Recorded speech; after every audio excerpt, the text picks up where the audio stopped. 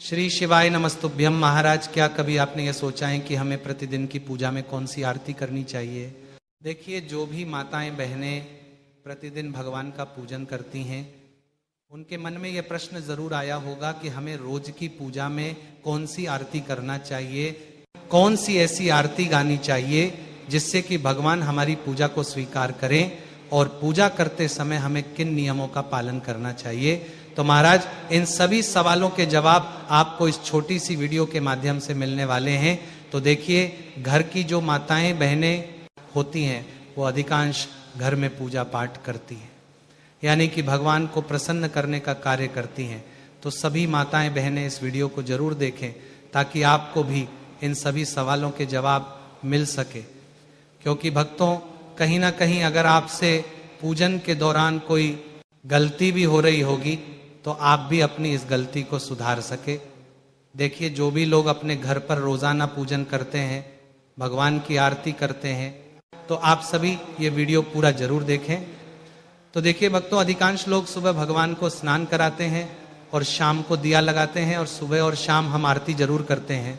तो सवाल यही आता है कि हमें पूजन के दौरान कौन सी ऐसी आरती करनी चाहिए जिससे कि हम सभी देवी देवताओं को प्रसन्न कर सकें और सभी भगवानों का भी हमें आशीर्वाद मिल सके। तो क्या रोज के पूजन में आरती गाना जरूरी है? और आरती के बाद क्या हमें कोई मंत्र भी बोलना चाहिए? तो चलिए भक्तों, सबसे पहले जानते हैं कि समय की कमी में, यानी कि यदि आपके पास समय कम है तो कौन सी आरती करनी चाहिए। तो देखिए, ऐसा तो कोई नहीं होगा कि जो रोज बिना पूजन के ही काम से निकल जाता होगा। कहने का अर्थ है सभी रोज पूजन जरूर करते होंगे। तो देखिए, जो लोग सुबह किसी कार्य के लिए जाते हैं या फिर नौकरी पर जाते हैं तो उन्हें भी आरती जरूर करनी चाहिए, लेकिन आरती थोड़ी बड़ी होती है जिसमें आपको समय भी लग सकता है। पर पूजन के समय आरती करना बेहद ही अच्छा माना जाता है। लेकिन यदि आपके पास आरती के लिए समय नहीं है तो फिर नियम क्या कहता है, सबसे पहले हम इस बारे में जान लेते हैं। उसके बाद हम जानेंगे जो माताएं बहनें घर पर रहती हैं, पूजन पाठ में विशेष ध्यान देती हैं, तो उनके लिए पूजन पाठ के दौरान कौन सी आरती अच्छी मानी जाएगी, इस बारे में हम जानेंगे। तो देखो, यदि आपकी कोई मजबूरी है, सुबह सुबह जल्दी में आपको काम करके और नौकरी के लिए या अन्य कार्य के लिए जाना होता है। देखिए, सुबह किसी भी नौकरी के लिए या ड्यूटी के लिए सभी महिलाओं को भी जाना होता है और पुरुषों को भी जाना होता है। तो भक्तों, सवाल यही आता है कि हम जल्दी जल्दी में भगवान का पूजन तो करते हैं, लेकिन जल्दी होने के कारण हम आरती नहीं गा पाते हैं, यानी कि आरती नहीं कर पाते हैं। हालांकि हम पूजन रोज करके जाते हैं, आरती उतार कर जाते हैं, तो यहाँ पर हम सही कर रहे हैं। तो देखो, यदि आपकी कोई मजबूरी है और आपको जल्दी जल्दी में अपने कार्य के लिए निकलना होता है, प्रतिदिन जल्दी उठना पड़ता है, तो आप एक कार्य कर सकते हो कि जैसे ही आप भगवान को स्नान वगैरह कराते हैं, फिर उनको वस्त्र पहनाते हैं, फूल समर्पित करते हैं, इसके बाद आपको आरती भी अवश्य करना चाहिए। फिर चाहे आप आरती गाकर मत करो, बिना गाए भी कर सकते हो। इसके भी कुछ नियम होते हैं जिनके द्वारा आपको आरती करना चाहिए। अब देखो, ये आरती भी दीपक जलाकर की जाती है या फिर कपूर को जलाकर की जाती है। तो आप जैसे आरती करना चाहे वैसे कर सकते हैं।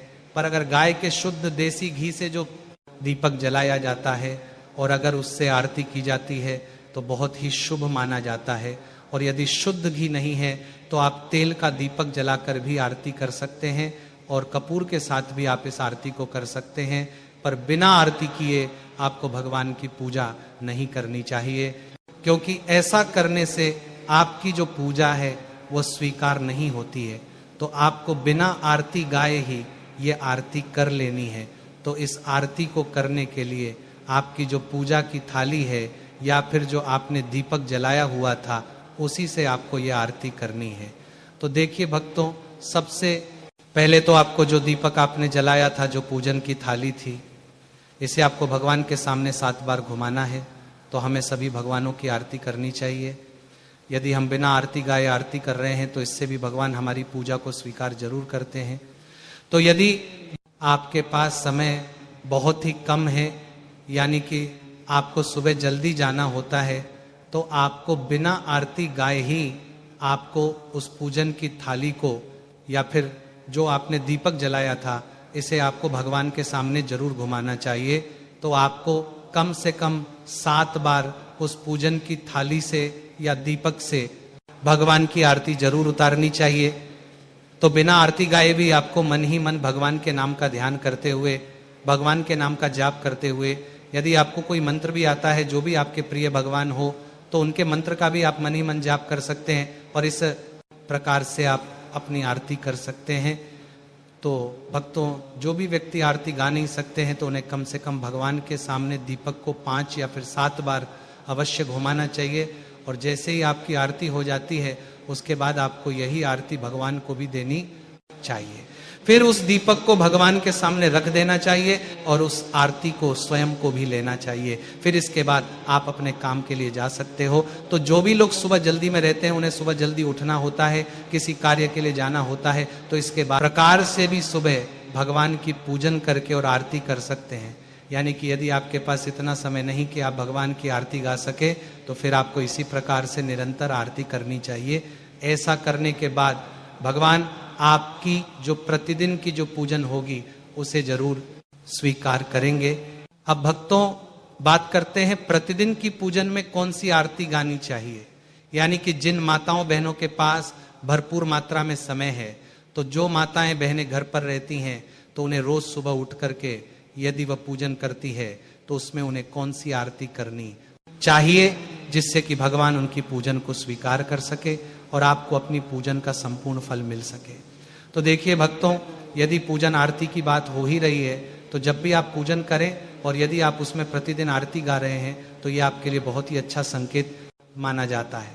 तो यदि हम आरती करते हैं तो भगवान हमारी पूजन को और अच्छे से स्वीकार भी करते हैं। पर अगर आपकी कोई मजबूरी है, आपके पास समय नहीं है, तो फिर आप हमने जो आपको अभी तरीका बताया है उस प्रकार से भी आरती कर सकते हैं। तो यदि आपके पास कम समय है तो आप छोटी आरती भी गा सकते हैं। आपको बड़ी आरती गाने की आवश्यकता नहीं है, छोटी आरती गाकर भी आप लोग अपनी आरती कर सकते हैं। तो देखिए, प्रतिदिन की पूजा में हमें कौन सी आरती करनी चाहिए। तो सबसे पहले तो आपको भगवान को स्नान कराना चाहिए, फूल और उस चढ़ाना चाहिए। फिर उसके बाद आरती गाए, जिससे कि भगवान हमसे प्रसन्न हो सके। तो आरती गाने के लिए भी आपको, जो हमने आपको पहले नियम बताया है, दीपक जला करके या फिर कपूर जला करके ही आपको आरती प्रारंभ करनी है।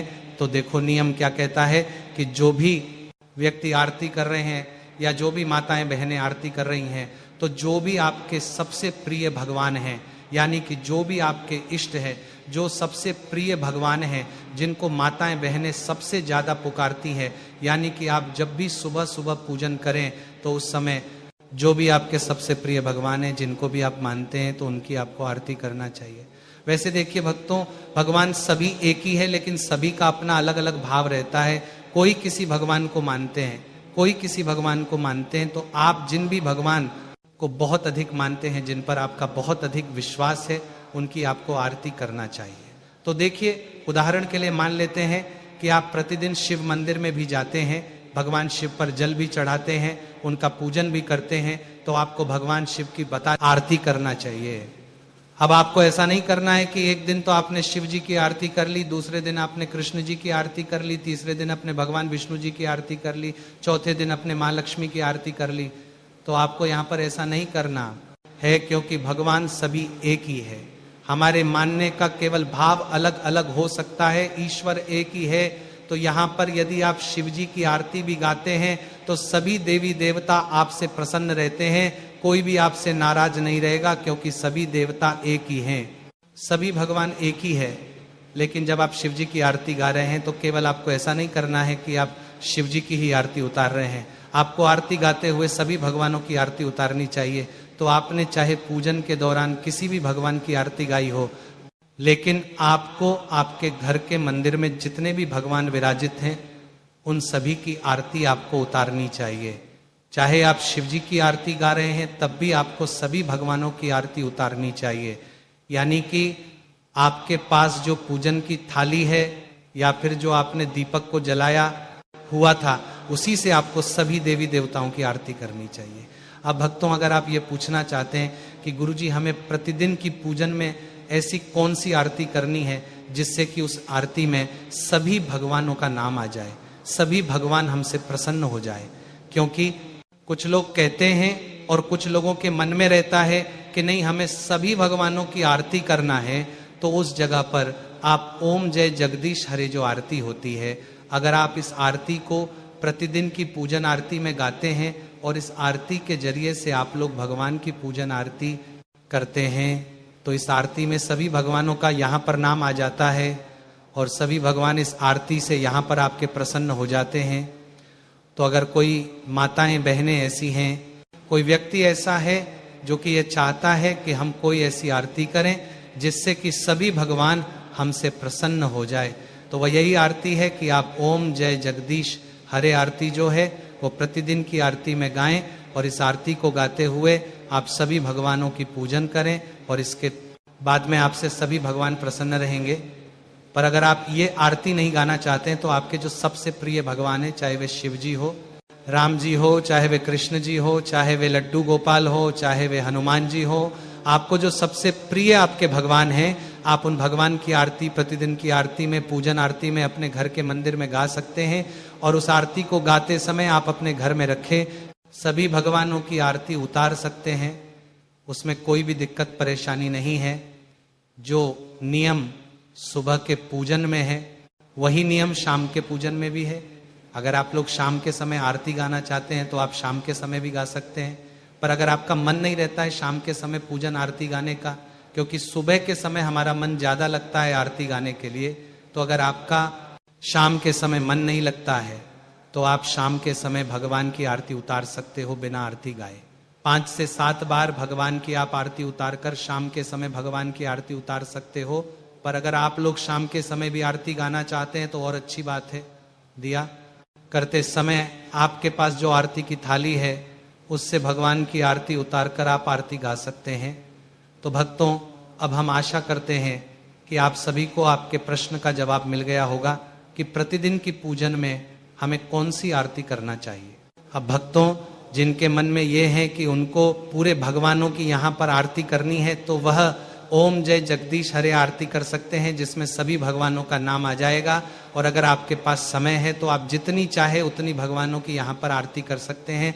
पर जब तक आरती गाएंगे, जब तक आपके घर की घंटी भी बजनी चाहिए और जब तक आपकी आरती की थाली भी भगवान के सामने घूमती रहनी चाहिए। यही नियम रहता है पूजा का।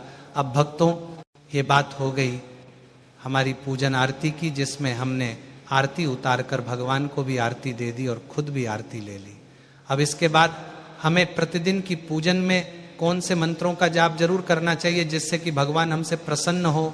तो देखिए भक्तों, आप लोग प्रतिदिन की पूजन जप कर लेते हैं तो उसके बाद में बहुत सारे लोग हैं जो कि मंत्रों का जाप करते हैं। तो आखिर हमें कौन से मंत्रों का जाप करना चाहिए?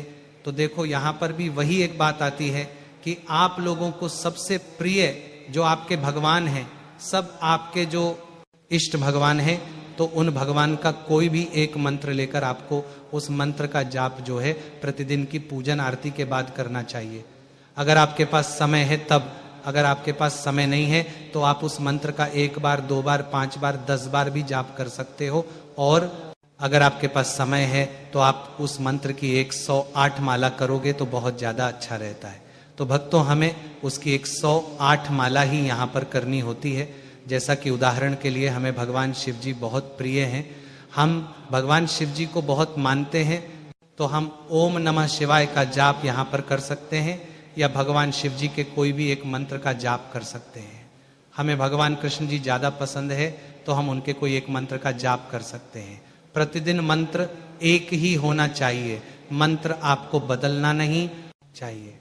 तो पूजन आरती करने के बाद जो है मंत्रों का जाप भी आप लोग कर सकते हैं। बस जो भगवान आपको सबसे ज्यादा प्रिय हैं, आप उन भगवान के मंत्रों का जाप कर सकते हैं। तो भक्तों, यदि वीडियो से जुड़ी जानकारी आपको पसंद आई हो तो वीडियो को लाइक करें और चैनल को सब्सक्राइब करें और कमेंट में ये जरूर बताएं कि आप ये वीडियो कहाँ से देख रहे हैं।